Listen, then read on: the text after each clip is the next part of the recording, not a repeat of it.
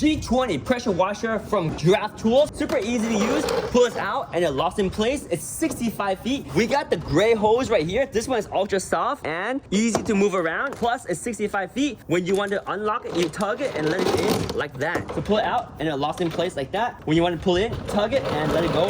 Super easy, very robust, very sturdy. The on-off is here, and over here you have your mounting, and there's 4 screw holes, and you can see you have a template to help you install it. It comes with your lag bolts and wall anchors. You also got your hose, your soap dispenser for foam canning your car. You have these nozzles here, extension. You got the foam sprayer right here that you can mount onto the pressure washer. You also got this piece here, a little pin, and you have this nozzle here. It does use 110 volt, so you will have to plug it in for power, and that's how you get pressure. It does say 93 decibel of volume, so it doesn't get too loud, but it's powerful. And this thing does have, I believe, 6 different points, so you can turn this and it locks in place and it holds it. That way, when you mount this to a wall and you pull this, it's not going to rotate on you. And you can pull it again to pull it back in.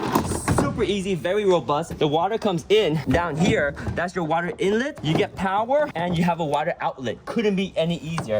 This is gonna be super easy to set up. I'm very excited about it. This is gonna provide a lot of pressure to clean like the back of my truck, to clean the ground, to clean anything, and foam can in my car too, my cyber truck here. This is the G20 from Giraffe Tool, 65 feet hose. This thing is awesome. Oh yeah.